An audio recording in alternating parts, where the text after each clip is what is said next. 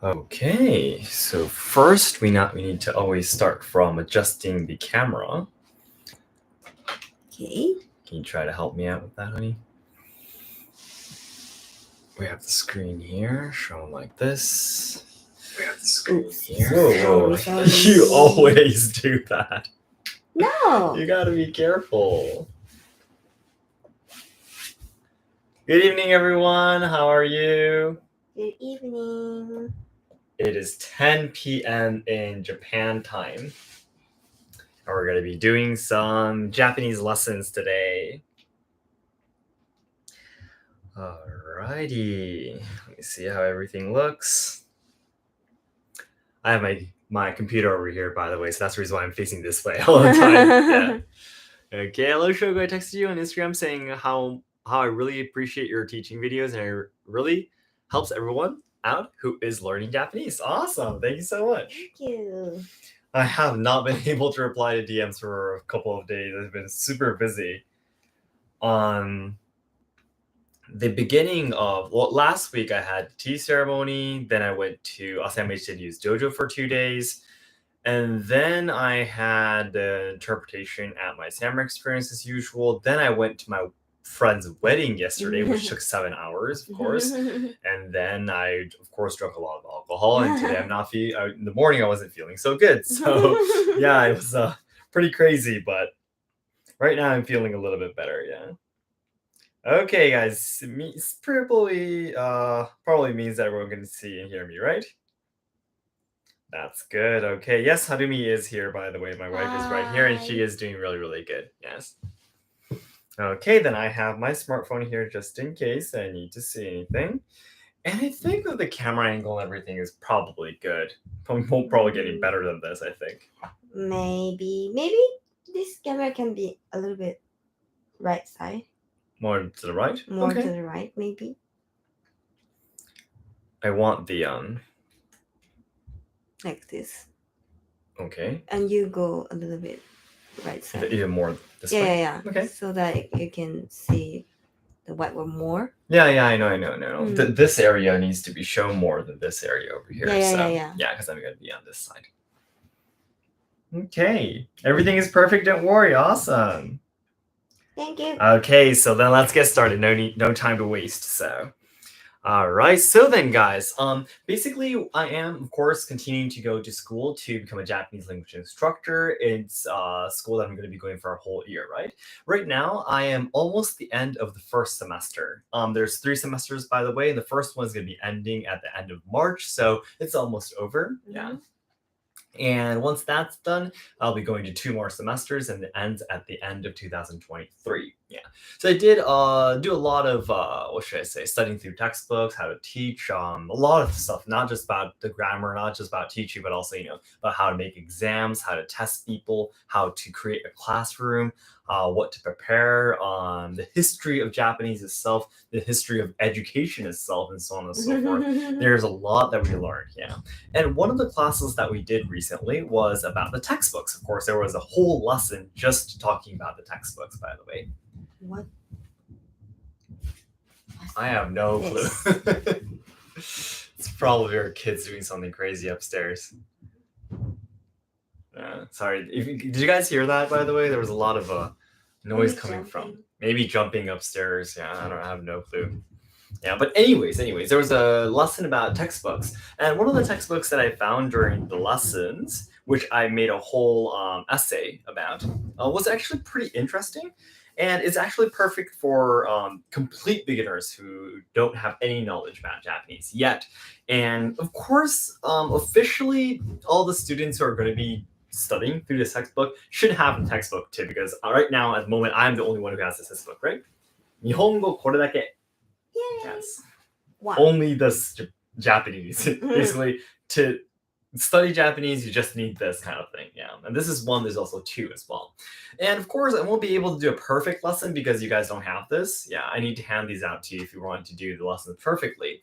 But I have a whiteboard, and of course, this is just for free. This is just my live stream on my channel. So I thought we could do try out something we can do, with this textbook and on this live stream. And again, after the end of this year, once I actually become an official Japanese language instructor, I'm hoping to start online lessons. Yeah. So basically, this is going to be like what should I say, a rehearsal for me throughout the whole year. Yeah. I think we'll try to do live streams every week unless there's like something really urgent that we have to do. I'll try to do live streams every week, and hopefully I'll be doing the training live streams, and then I'll be doing the Japanese training training, Japanese training, Japanese, and going back and forth. Yeah, so I hope we can look forward to it. So please do understand that again, I am a Japanese instructor in training. I'm still training Japanese language instructor. I'm not professional yet. And of course, again, you don't have this textbook, and I, of course, cannot show you the inside of the book because of copyright stuff. And but still, I really hope that it'll be somewhat educational for those of you who are trying to study Japanese. Okay? What? Can you check the 日本語これだけ? 日本語これだけ. Yes, that's right. Okay. That's so true. 日本語これだけその2? Sounds strange. Yeah, that's right. It says this is all you need for Japanese, but it has 2, right? That's number 2. All right, thank you so much. オンラインでダウンロードできますか？多分できないと思います。Okay, all right then, guys. 180 people. I'm very, very excited to start the lesson. And I have studied through school to become a Japanese language instructor that, of course, it is best that we try to do lessons in the language we are studying right now as much as possible. So it is very embarrassing, and I'm actually more nervous about it, but I have to speak in Japanese for you guys. It's really strange. It's my mother tongue, but I actually feel a little bit more nervous than just speaking in English, actually. But every 10 minutes, I will have a stopwatch to stop and check if you guys are catching up and how you guys are feeling and such. And before I get started then, Autistic Painter, thank you very much for your super chat, by the way. I've been learning Japanese for 3 years now, and so far all I can do fluently is formally introduce myself. Any tips for self-studying? Maybe you can start from watching my live streams, because we're going to be doing more of these. Yeah, last time it was like a few months ago, and it was because the reason why we stopped was because Zen was born. Yeah, and we still had to get used to the new schedule and such. But right now I'm a little bit more stable with, we actually have my sister-in-law helping us out right now. And then my mother-in-law will be coming again to Kyoto to help us out. So we have a little bit more time. So I hope you guys enjoy. And but seriously though, I really think you could. Of course, there's tons of applications where you can match up with Japanese people who want to learn your mother language. Number 2, of course, there's a lot of applications where you can learn Japanese on your free time. Yeah, I think there's a lot of other small activities that you can combine together and do in your open time. So I hope you can do that. And by the way, today's first lesson is going to be just basic phrases that you can use in Japanese. It's chapter 0, actually. Chapter 1 will be from next week, and the live stream itself will be within 1 hour. So even if we can't finish a chapter, we'll just end and we'll do it on the next occasion when we do the live streams. We might go back and forth about the content of the live stream itself too. Maybe I'll do a little bit more of like hiragana, katakana, writing the letters and such. Yeah, but today we'll do phrases. Okay? All right, then without further ado, I think we can get started. All right. Yay. So far, so good. Good. では、始めていきましよろょしくお願いしう。ます。山口翔日本語教室ということで、まだこれからなんですけれども、まだ未熟者なんですけれども、よろしくお願いいたしますということで、はい。では、10分間測りましょうかね。はい。ストップウォッチで10分間測りたいと思います。では、なるべく英語を喋らずに日本語だけでやっていきたいなというふうに思いますので、皆さんも一緒に頑張ってください。今から皆さんに紹介するフレーズ、ここに書いていくんですけれども、ひらがなの勉強にもなるかなと思いますので、それも合わせて、もし紙とペン持っていましたら、一緒に書くのともしてみてください。では、始めましょう。まあね、ここら辺はね、最初もうささっと言ってもいいかなっていうふうに思ってるんですけど、子供たちがほんとうるさいですね、これね。喋ってたね。喋ってましたね。喋ってるのも聞こえるぐらいうるさいですね。はい。はい。こちらです。まあ、日本語ね、勉強されている方でしたら確実に読めるかなっていうふうに思うんですけれども、もし読めなかった方のために、ちょっとだけ、一瞬だけですね、読み方、アルファベットで書いてみたいと思います。こうですね。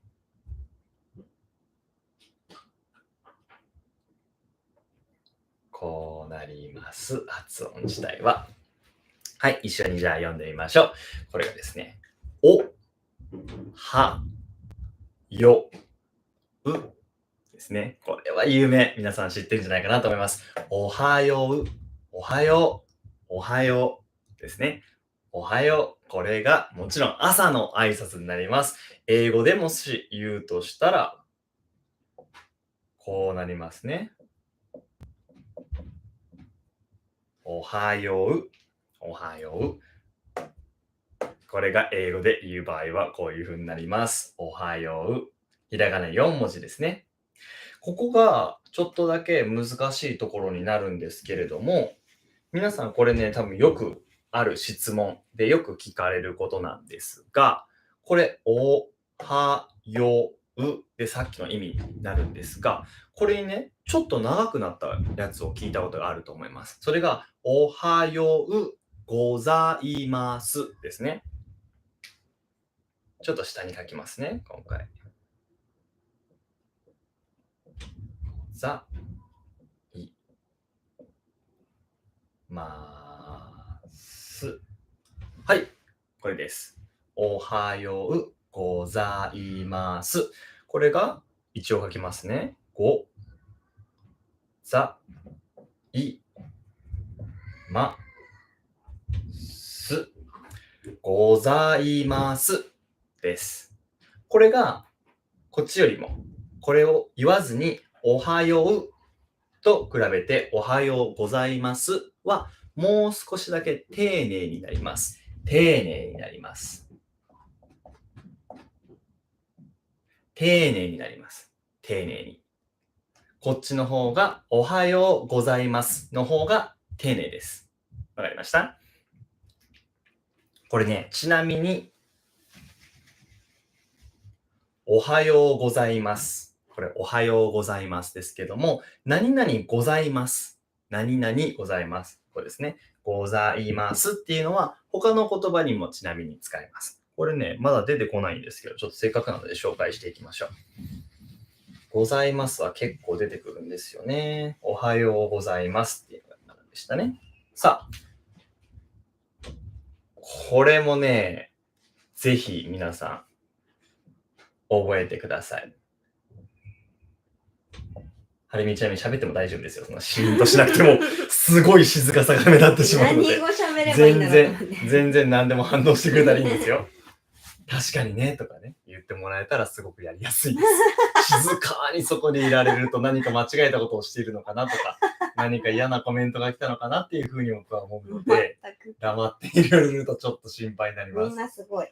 はい、ということで。おはようって。はい、ということで、さあ、こちらですね、これもすごく有名な言葉です。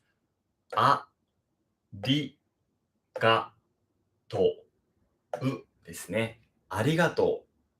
ありがとう。ありがとうですね。ありがとう。ありがとうは皆さんご存知ですよね、きっとね。ちょっとこっちの方に書きましょうか。一応ご存知ない方のために意味も書いておきます。ありがとうはの意味はこちらですね。英語でもあり。Thank you. 英語ではこちらです。言ってはいけません。ちなみに言ってはいけません。私もダメなの？そうです、そうです。わかりました言ってはいけません。それだとそれが脳みそに入っちゃうから言っちゃいけません。なるほど。本来は書いてもいけません。あ、そうなんだ。でも今日はどのレベルの方が見てらっしゃるかわからないので、日本語レベルがどのレベルの人かわからないので、今日は一応書いてますけど、本来は発音してはダメです。ちなみに。この意味です。ありがとう。この意味ですね。で、これがございますをつける場合、ありがとう、ございますになった場合は、先ほども言ったように、もう少しだけ、こうなります。ね。丁寧になる。そういうことです。日本語で言うと丁寧になるということですね。なので、ありがとうだけ言う場合、ありがとうだけ言う場合は、友達や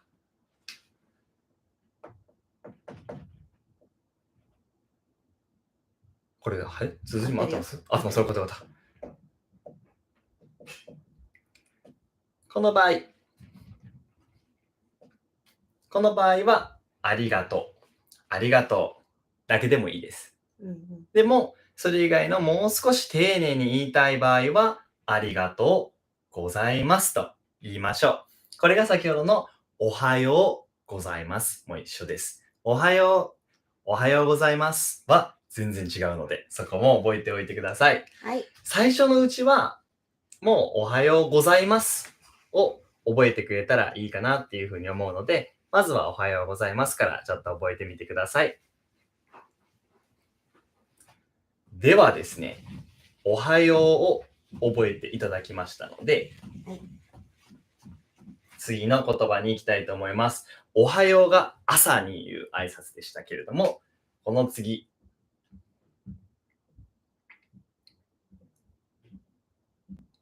もう少し時間帯が広くなりますね。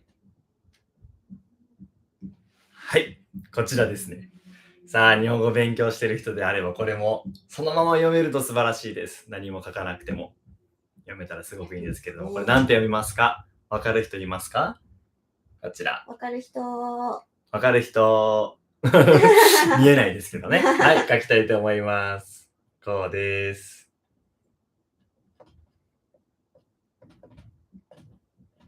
正解です。こちら。正解に正解に飛びました。素晴らしい。そう。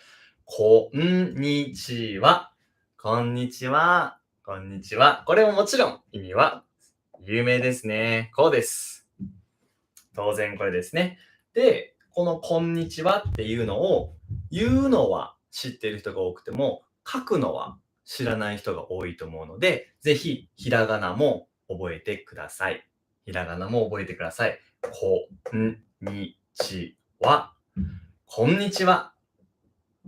であれば、ねえ、こんにちは。さっきもこんにちは。おはようも言いました。では、こっちじゃあ、ねえ、丁寧にしましょう。こんにちはございます。とは言いません。言わないです。言わないです。こんにちははずっとこんにちはだけです。これはこんにちはございますとは言いません。これはこんにちはっていう言葉だけで使ってください。なので誰にでもこんにちはは使えます。なのでこれはもう全部友達でも、例えば家族でも上司でも誰でもこれ全部こんにちはでいけます。こんにちはっていう言葉は誰にでも使えますので、この場合はございますは使えないです。ございますはダメです。使えません。こんにちはのみです。はい、こんにちはでした。では、おそらく一旦これはございますも消して大丈夫ですね。ございます。こんにちはに見えるっていう人が言ってます。素晴らしいですね。そこね、すごく説明が日本語ですると難しくなってしまうので、この後英語で喋るときに少しだけ説明しますね。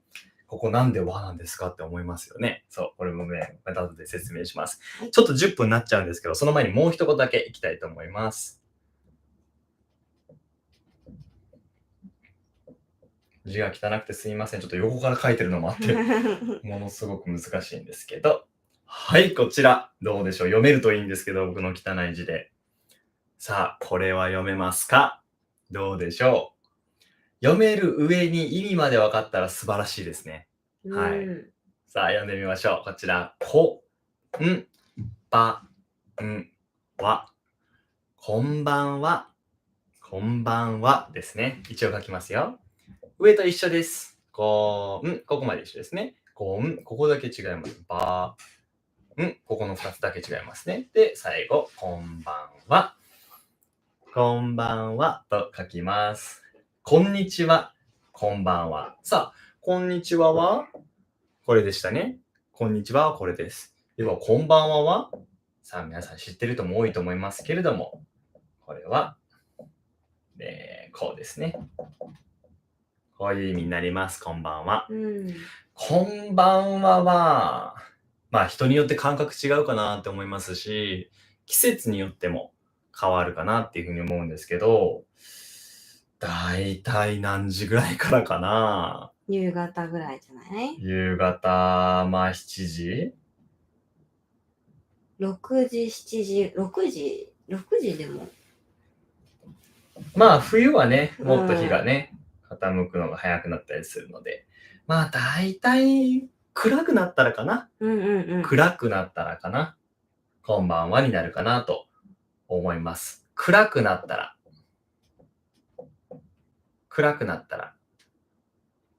ですね。暗くなったらこんばんはに変わるかなっていう、ざっくりとしたイメージです。細かくは決まっていませんので、汚いですね。これね、消しておきましょう。はい。ということで、一旦10分経ったので、これでストップします。Oh my gosh. Please don't force me to speak Japanese like this. I am so nervous speaking Japanese. Wow. How is everyone reacting so far? Someone said, what's happening? Yeah, what's going on, right? Yeah, I'm pretty sure. Someone said, it's really interesting that she can understand what you're saying, but at mass, she will understand what is on the board. So yeah. Exactly. That's right. And okay, thank you so much, everyone. I hope it is educational for you guys so far. Especially trying to speak everything in Japanese will give you more opportunity to listen to Japanese, right? So I thought that was fun too. And by the way, before I talk about the wa problem, let me read Jim Ross's super chat. Do you have a suggestion for 4 to 6 weeks a conversational Japanese course or school in Kyoto? 4 to 6 hours, 5 or 6 days a week. Wow. I'm pretty sure that there must be such schools. 6 weeks, right? Yeah, like for example, I am going to a school to become a Japanese language instructor, right? Yeah. But the school is not specifically for raising Japanese language instructors, but originally it's for people who are studying Japanese. Yeah. So about 95% of the students are people from overseas who are trying to study Japanese, and kind of like on their open time, they're trying to raise more people who could teach Japanese as well. Yeah. So I think it won't be a problem at all if you look up information, Kyoto Japanese school, or something like that. I'm pretty sure you'll be able to find something. Yeah. Okay, then thank you so much. Let's talk a little bit about this wa problem here. Konnichiwa, konbanwa.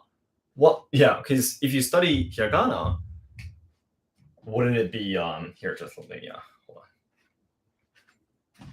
This is probably the time when I should change colors. You would think, well, shouldn't it be this, right? Isn't this red wa? This is not wa, but ha, right? You would think. Ha. Yeah. Ha, okay? Like, let's say,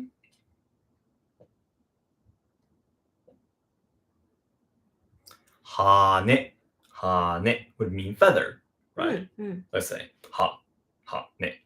So isn't it ha? Yeah. Like, I mean, you understand, like, for example, if you say, I am, this is watashi wa. Watashi wa. When ha is used as this form in grammar, is read as wa, right? Yeah. So, okay, that's understandable if it's here. But isn't konnichiwa like a noun? Like a phrase? Why is this ha?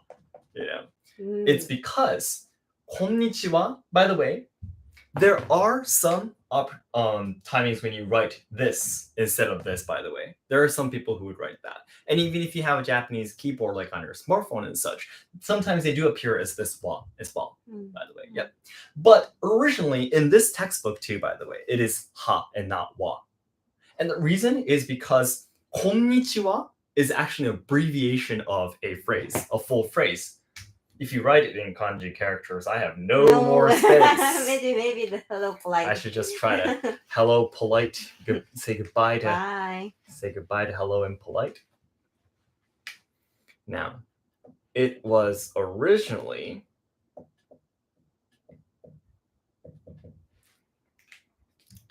this is kanji characters. Konnichiwa. Konnichiwa literally means today, this day. Is, and it ends there. So originally it was a phrase to say konnichiwa totemo ii hi desu ne, Today is a wonderful day, isn't it? Let's say. Mm-hmm. Yeah. Konnichiwa. Today is dot dot dot. Yeah. So that's the reason why it's this. Because grammarly, again, ha, if you want to say something is, it needs to be wa, right? Using this hiragana, ha, you need to read it as wa. Originally, this is an abbreviation of konnichiwa something. It changed literally into a phrase, konnichiwa, on its own. Basically. I think a lot of greetings in languages are like this. Really? They're like, you cut out of a sentence, like a full sentence or something like that, Yeah. So this is the reason why this is not this originally, yeah. But it's not incorrect either. You could write this. Maybe in an exam, they might tell you it's incorrect if you write this wa. Yeah. But if you're just having a conversation with a Japanese person, if you write this, for example, like, I don't know, a letter or a mail or something, it wouldn't be completely incorrect. But you have to remember that this is the correct one. This is absolutely correct. Yeah. I think if you use the red one, the wa, you look like childish. Yeah. Like I get what you mean. You don't know the real one. Yeah, exactly. Like I don't recommend you to use in like business occasion. Exactly. So it's definitely better to just memorize this. Yeah. Just memorize konnichiwa as konnichiwa, and not to just get mixed up together. Yeah. Yep, that's exactly the reason why you use ha instead of wa for wa. Okay, for konnichiwa and konbanwa both. Okay. So then let me just erase all this and get on to the next few phrases.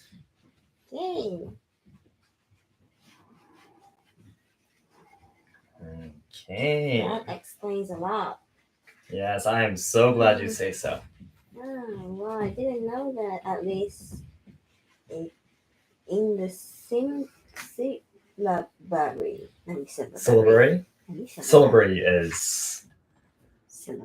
syllabary は文法の中でそこで変わる音が変わるっていうこっちの方のイメージしてたけどこんにちはでもなってると思ってたっていう He needs a bigger eraser. True. I do definitely. This is a tiny eraser that I have, so it might take a little bit of time. But anyways, let's do some Japanese again then from here. Another 10 minutes, okay? Please let us know in the comments if you have any questions. では行きましょう。次の皆さん次のフレーズですね。これもねいいと思いますよ。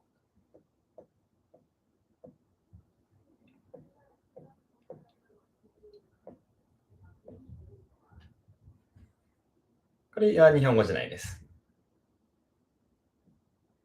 さあ、これいきましょう。これはもう初めて会う人には絶対言ってほしい言葉ですね。挨拶として。さあ、読めますか？ひらがな分かってね、勉強されてる人たちは今、喜んでるかもしれません。うわ、分かるって言ってね、嬉しいかもしれませんけれども、はい、いきますよ。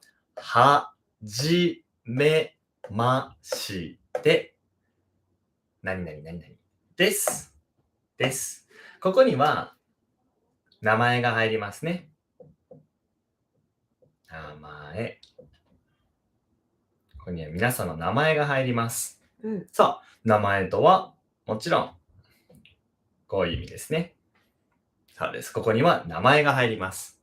さあ、僕の場合、名前、Shogoと言いますね。なので、はじめまして、Shogoですと。例えば、本来名字を言うと思いますけどね。本来はこれがね、丁寧な言い方なので、これがすごく丁寧な言い方なので、本来はおそらく名字を言うかなっていうふうに思います。僕の場合、山口です。もっと自然に言えば、はじめまして、山口です。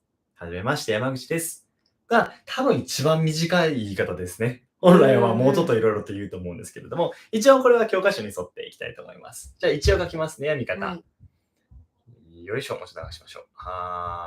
こうは J かな ?J でいこうかな。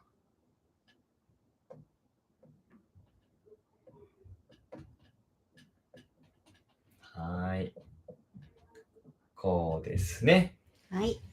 さあ、これもちろん。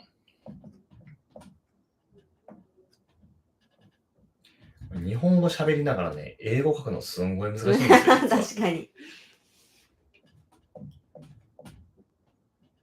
これ意味はこれになってます。これですね。意味はこれです。さあ、はじめまして、何々です。はじめまして、何々です。さあ、これはまあもう大きなチャレンジになりますけれども、はい。皆さん、私の日本語で分かれば、そのまま書いてほしいんですが、皆さんの名前をコメントっていうか、チャットですね。どっちかっていうと。皆さんの名前を教えてください。ここで。チャットで教えてください。この名前言ってほしいっていうのがあったら、ここに入れることできますのでね。はじめまして、ジャクリーンさん。ジャクリーンです。ジャクリーンですね。はじめまして、ジャクリーンです。こうですね。意味はね。これは非常に便利で、絶対に覚えてほしいですね。例えば、自己紹介をするときとか。ここれは絶対言ってほしいなっていうふうに思いますね。リコです。リコさん。山本って書いてある。山本さん。山本さん。山本さんお疲れ様です。お疲れ様です。お疲れ様です、山本さん。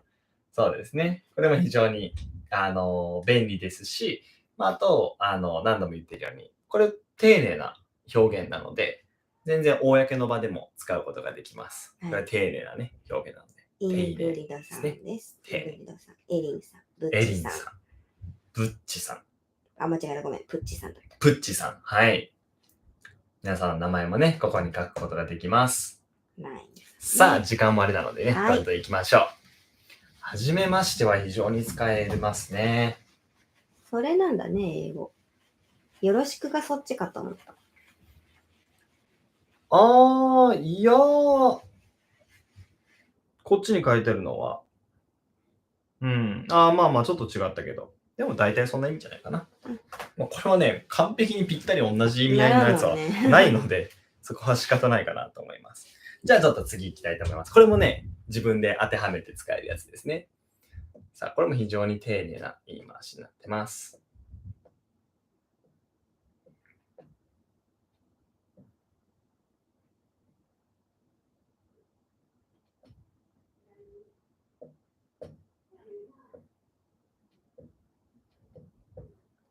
合ってますね。さあ、少し長くなりました。いっぱいひらがな出てきましたね。はい。こちらです。さあ、読めますでしょうか？読めますでしょうか？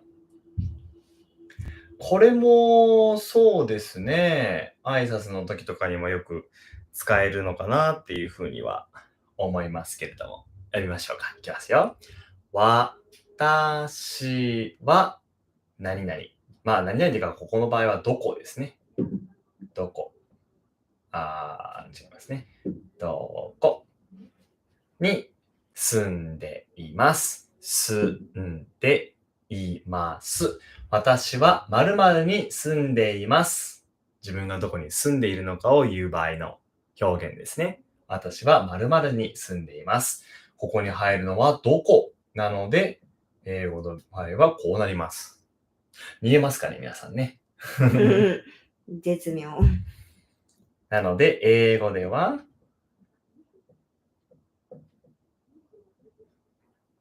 やってますね。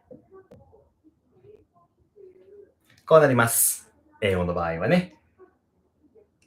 なので、例えば、私が言う場合は、私は、当然こうですね。京都に住んでいます。っていう風になります。はい。一応書きましょうか、ローマ字もね。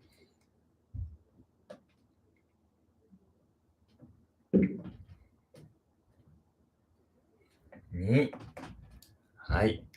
住んでいます。はい。私は〇〇に住んでいます。住んでいます。これも、非常にですね、丁寧な言い回しですね。はい。非常に丁寧な言い方です。で、もちろん、こここですね。この場合は、私という言い方をしていますが、これは結局、私とは何かというと、もちろんこういう意味ですね。で、日本語でこれを表現する場合、私以外にもたくさんの言い方があります。たくさんの言い方があります。ただ、最も丁寧なのは私であることが多いです。ですし、どなたであっても使えます。男性であっても、女性であっても問題なく使えるのは一番、これが無難です。無難ですね。だから、そうですね。まあ、僕とかだったらって言っちゃってるんですけど、そう、これ例えば、こういう言い方ももちろんしますね。これ聞いたことあるんじゃないですか、アニメ好きだったら。僕ももちろんこの意味です。僕は〇〇に住んでいます。っていう言い方もできます。そうですね。ただ、まあ、僕でも私でもどちらでも結構丁寧かなっていうふうには思いますね。はい。ただ、まあ、基本的に私を覚えていれば無難です。はい。そうですね。特にこの僕っていうのは一般的には男性が使うことが多いです。この僕っていうのはね。一般的にはね。そうです。はい。ということで、私は〇〇に住んでいます。皆さんはどこに住んでいますか？皆さんはどこに住んでいますか？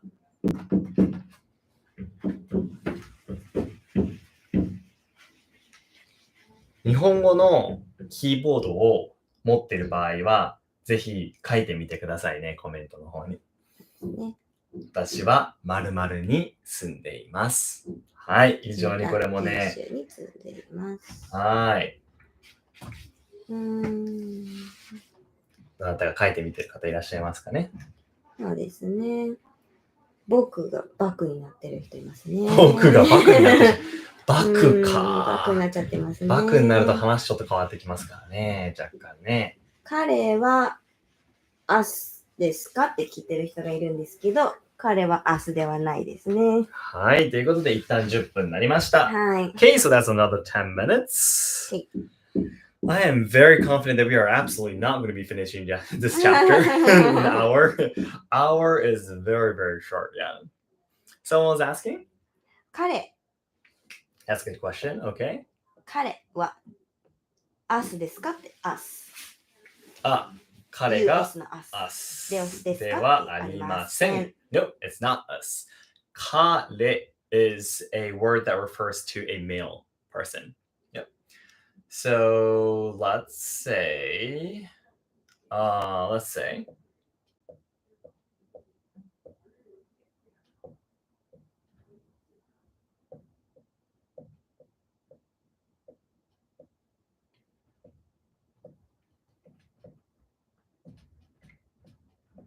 okay, so this is an example sentence here. 彼は誰ですか？彼は誰ですか？彼は誰ですか？ It'd be a little bit rude to suddenly ask this question, first of all, but this means, who is he? Who is he? Who is he? 彼は誰ですか？ So, 彼 is he. Got it?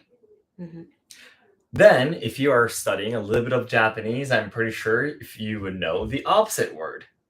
So again, 彼 represents a male person. How would you represent a female? Yes.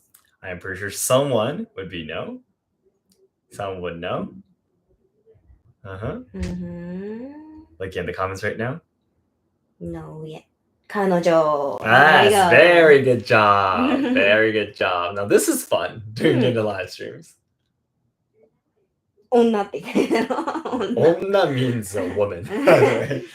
Yeah. So, 彼女 is the way you would say she. So again, 彼女は誰ですか would be who is she. Who is she? Who is she? Who is she? Yeah. There's 彼女は誰 so ですか? many interesting. 彼女は誰ですか? 誰ですか? Mm. Okay. Okay. What are some of the questions, by the way? Maybe go for this one first. Us means 私たち, right? 私たち would be us. Yes. And ちょっと待って。私 this one first. Mm-hmm. What do females use if males use 僕? Well, 私. Mm. You can just simply use 私. Mm. Females can use 私 too. Well, you've probably seen a video at least once talking about all of the ways of saying I in Japanese, right? Yeah. Mhm. There's tons of it, Again, we can start from 私. We can start from 僕. We can say うち. You can say 私 too. Yeah, Watashi would be that's a the little question. bit. This will be a little bit more Mm. feminine, yeah, and definitely not polite anymore. Yeah. You can say so the version of atashi for males would be this 俺. Mm-hmm. 俺 would be very casual way of saying it. I would probably say 俺 to harimi. Mm-hmm. Yeah. And the list goes on, Yeah. Many. Yeah, there is a question like 私 or 私. Yeah. What's the difference? Atashi is much more casual. Mm. You would never say atashi to a superior in Japan. That would sound very strange. Yeah. 私ね, I haven't Atashi is used- basically like a simplified version of watashi. Yeah. Mm-mm. You're not pronouncing it correctly. So in other words, it's a little bit more casual. Yeah. So to your friends, you can use uchi is more casual too, by the way. Mm. Uchi. There's a lot of ways of referring to yourself in Japanese. Yep. And the reason why, by the way, you guys might be thinking, okay, so why does Japanese make it so complicated with having so many ways of saying I? Like in English, there's only I, right? Why in Japanese we have watashi and atashi and boku and ore and uchi and just dozens more. Yeah, if we go to the traditional ones, oh sorry, I wrote that incorrectly. There's so many warera, washi. Oh yeah, washi is one Washi, too. Yeah, washi is one too, of course. Yeah. Yeah, you guys can name the ones you like. Mm-hmm. Yeah. Like let's say. Ware. Ware would be us though. Yeah. Yeah. Let's say sessha. Sessha. Sessha is like a really old one that samurai would use. Right. Yeah, Mm-hmm. exactly. So there's tons of them. And the reason why Japanese have so many of these ways of saying I or even you as well, right? There's tons of ways of saying you too. Mm. Yeah. I'm pretty sure you know about kimi or anata, omae,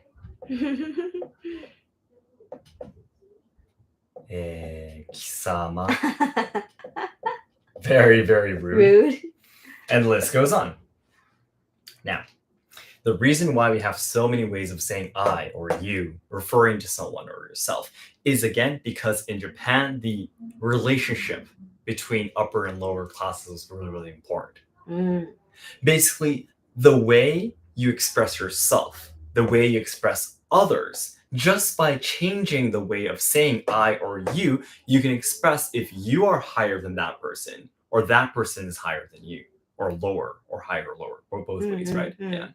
So that's the reason why in Japan, historically, from ancient times, the hierarchical relationship was important.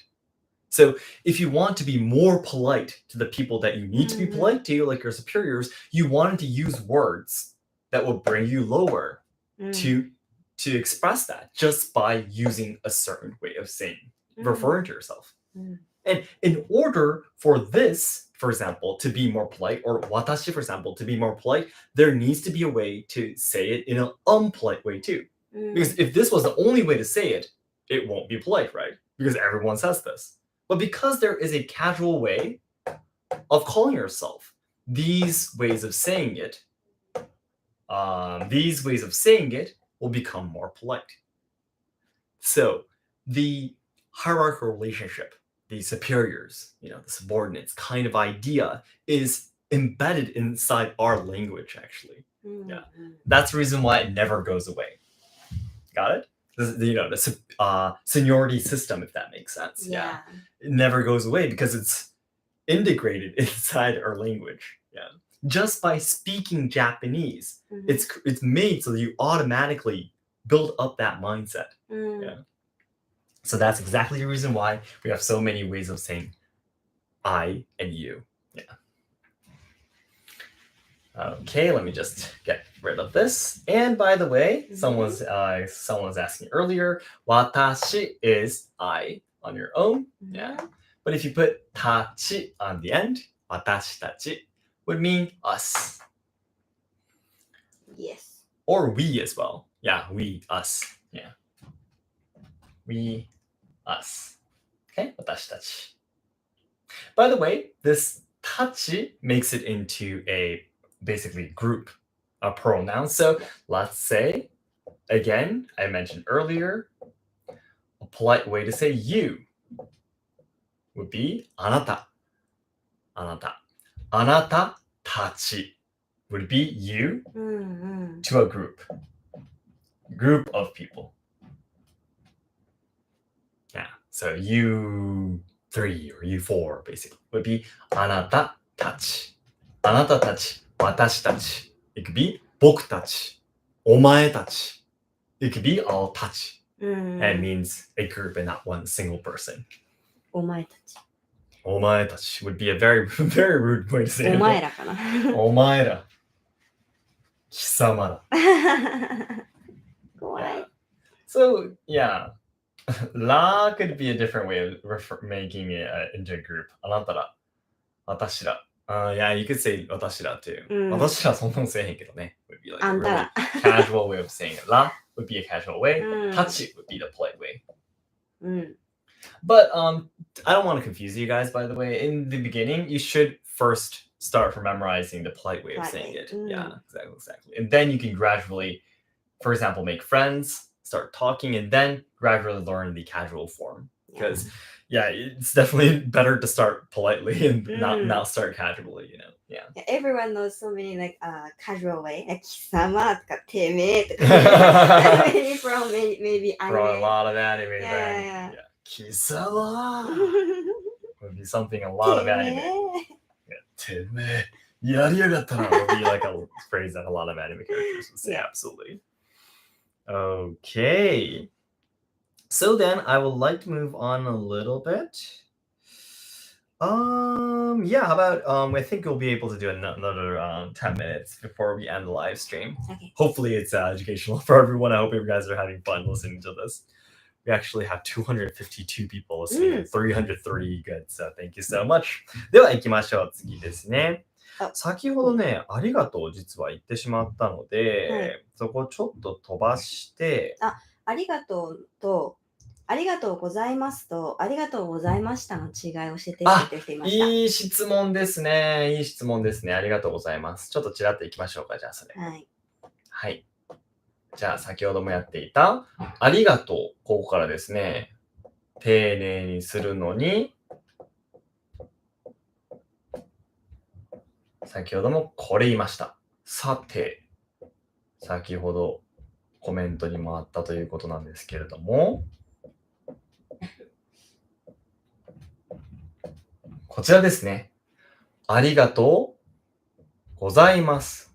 ありがとうございました。ありがとうございます。ありがとうございました。ましたですね。なので、ここだけちょっとだけ変わりましたっていうふうに変わります。これちなみに違い分かる人いますか？わかりますか？わかりますか？違い。知ってたら素晴らしいですね。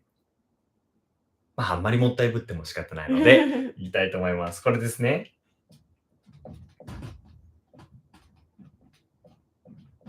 こういう違いがあります。こちらが過去形ですね。こちらが過去形です。これが今ですね。現在形。現在形、過去形です。なので、何か終わったことに対してありがとうと伝えたい場合、ありがとうございました。ちょっと前のことですね。先日はありがとうございました。先日はありがとうございました。は、例えば数日前。数日前のことに対して、数日前のことに対して、ありがとうって伝えたい場合に、ありがとうございました。でも、今、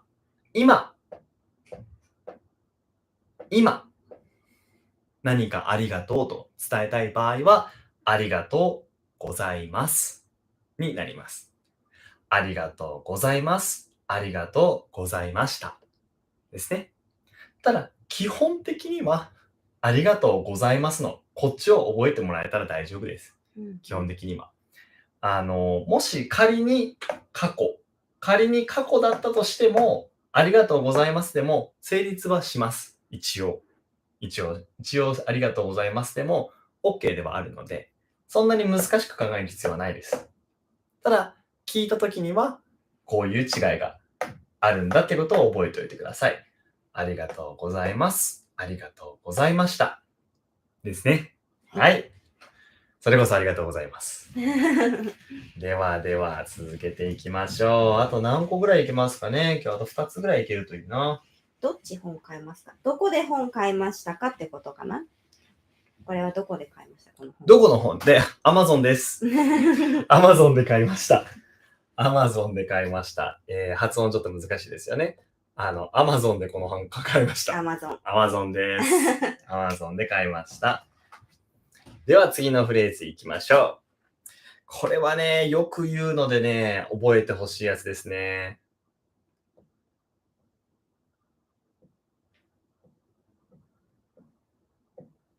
そうですね。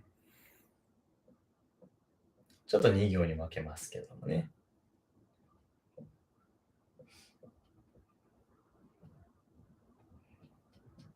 はい。読める人いますか？これはね、この書き方になってるんですけど、ちょっと後で言いますね。いきますよ。お疲れ様でした。お疲れ様でした。お疲れ様でした。なので、おつかれさまでしたお疲れ様でしたっていう表現ですね。これちなみに、お疲れ様でしたっていう風に、教科書には書いてあるんですけど、ここね、ここの部分は、お疲れ様ですでも大丈夫です。なので、お疲れ様ですでも全然大丈夫です。はい。これ前も言ったように、こっちのお疲れ様でした。こっちは過去形ですね。過去形です。で、ですが、これ綴りって A だったっけ？現在って見て。A やったっけ？いや、いいじゃない？いいであってるか。プレゼントの。そうね、A にしちゃったらそうなっちゃうよね。ということで、過去、現在です。一応、でしたが過去、ですが今なんですけれども、過去であったとしても、お疲れ様ですって言います。普通に。全然お疲れ様ですって言って、さようならって帰る場合も全然あります。なので、お疲れ様でしたもいいですけど、お疲れ様ですでも全然問題ないです。それでも OK です。これ、意味を言わないといけないですね。非常に難しいんですよ。一応教科書に書いてある通りに書きますね。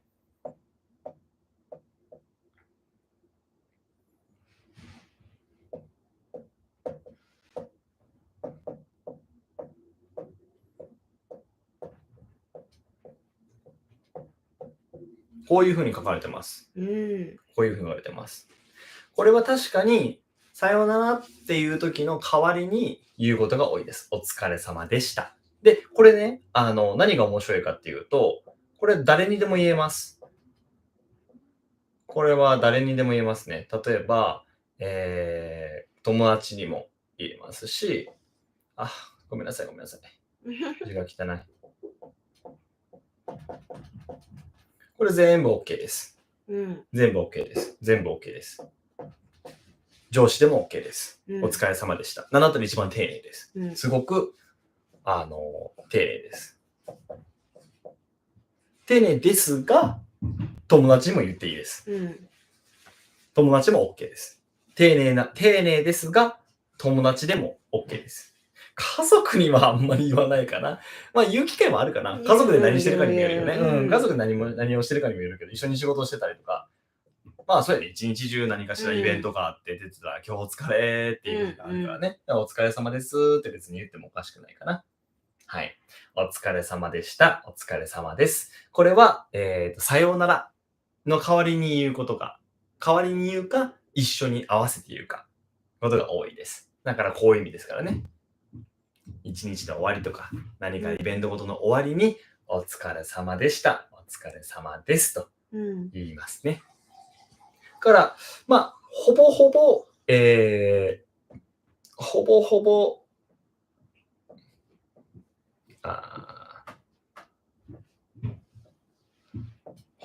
ぼね、さようならと、に近いんですが、まあ、さようならじゃない時もあります。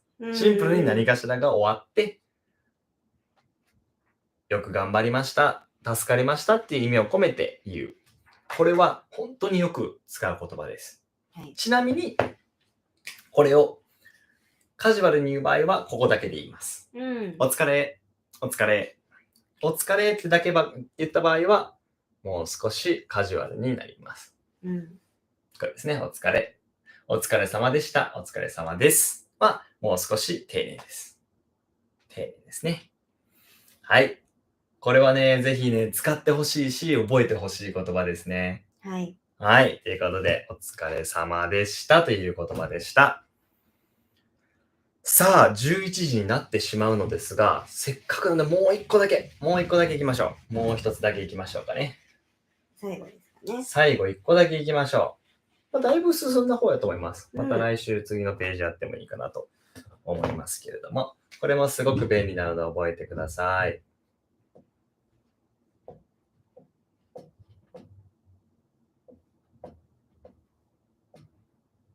はい、こちらです。最後ですね、今日。これ読める人いますか？読めますか？こちら。いきますよ。すみません。すみません。すみません。すみません。っていうですね。一応書きますよ。すみません。すみません。これはね、いろんな意味として使える言葉なので、すごく便利です。これはですね、まずは、謝る場合に使えます。謝る場合にも使えますけれども、ちょっといいですかと声かけるときとしても使えます。すごく便利な言葉です。そうですね、ここに書かれているのはこの2つですね。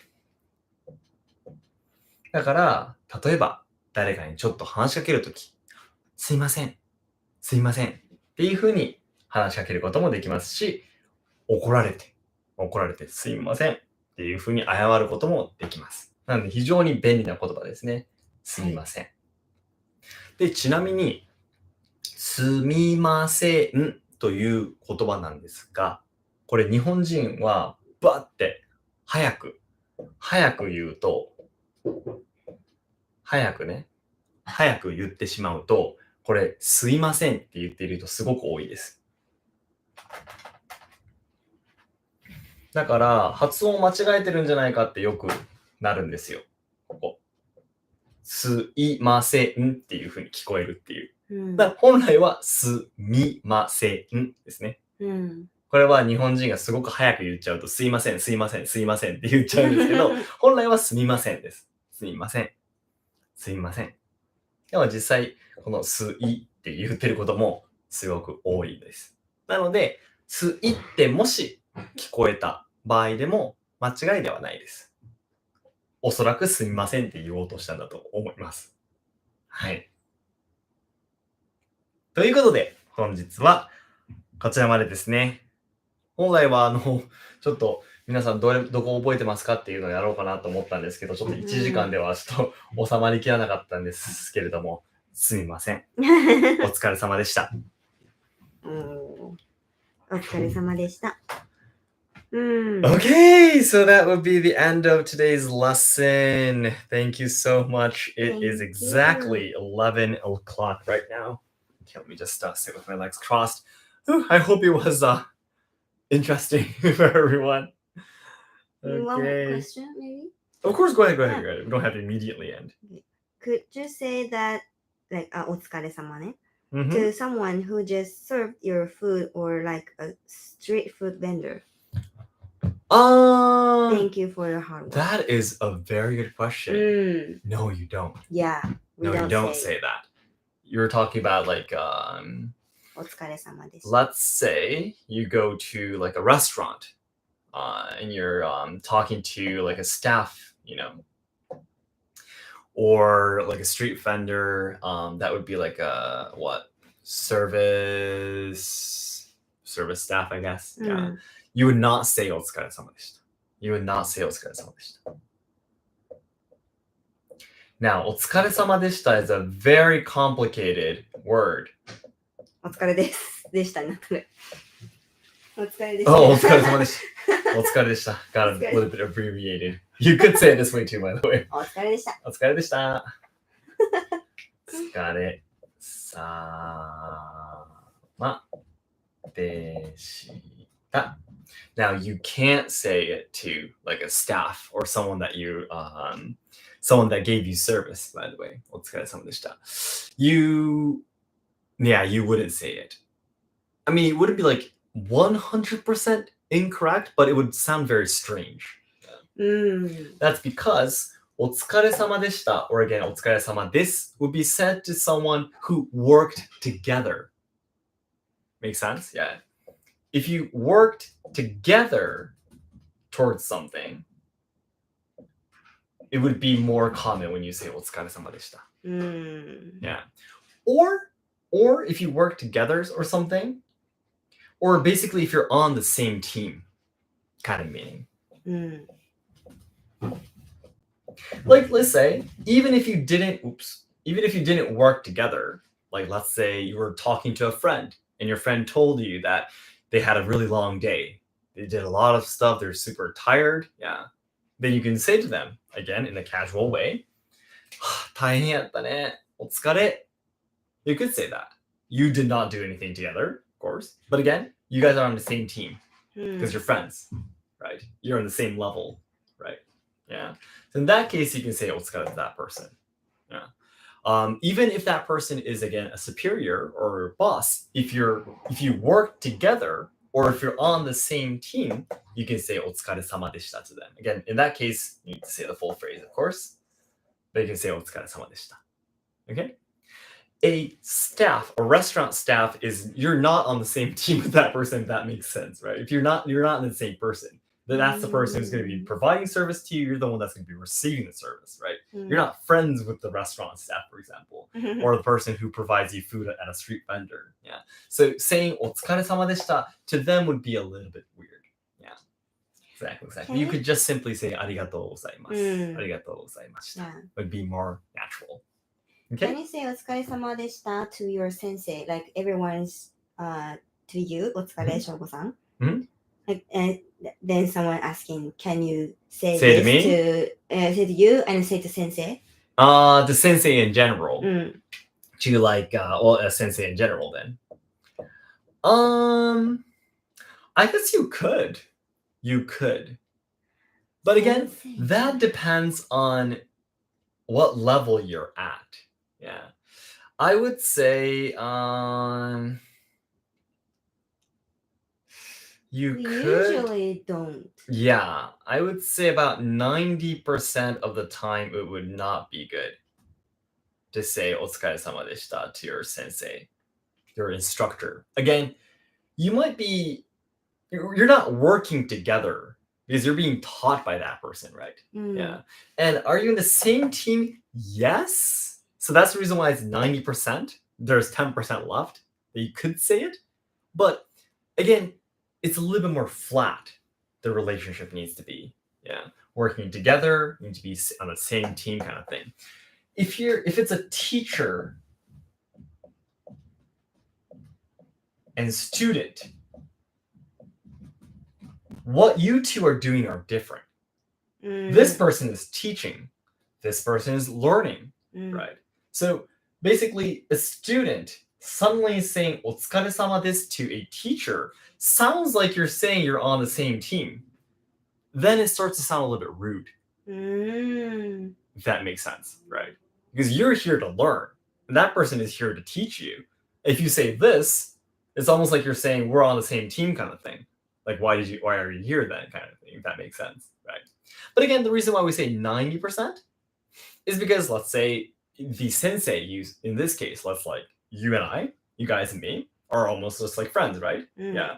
If you guys say "otsukaresama desu" to me, I would not feel anything, that'd be completely fine for you to say. Yeah. Because I am still a teacher in training. Yeah. And you guys are here to help me out to learn more, right? And that's the reason why it's okay to say "otsukaresama desu," because we're basically on the same team. I'm practicing trying to learn, and you're practicing trying to learn from me, right? Yeah. Or practicing helping me out, right? Yeah. That brings us a little bit closer together. And that's the reason why it's okay to say it to me. But in general, to a sensei, I would say it's not a good thing to say. Just avoid it. Just saying thank you is much safer. Yeah. I hope this was educational. First time explaining it, by the way. Yeah. This is really, really complicated. Yeah, exactly. Again, this is because, in Japanese, the relationship between, superiors, subordinates, and older and younger are very, very strict. And that's the reason why all these relationships matter so much. And if you've been watching my channel, my videos, again, it comes from collectivism and the groupism culture in Japan. Yeah, you can understand it as actually rooted in our language too. Okay, then guys, I'm so sorry. I'm pretty sure there must have been a lot more comments and such and a lot more questions, but it is time that I have to get going. Were there any super chats that I missed maybe by any chance? I don't think so. Okay. I was just so afraid that someone was sending us a super chat. I don't want to miss them. Okay, then let's just get this erased. Next week, we'll be doing a little bit more of hiragana again. Yeah, I tried to memorize the hiragana. Okay, then I have cleaned up the whiteboard with the tiny eraser. Okay, then I guess that will be the end for today, guys. Thank you so much for joining this live stream. Again, we will probably be able to do this every 2 weeks, maybe.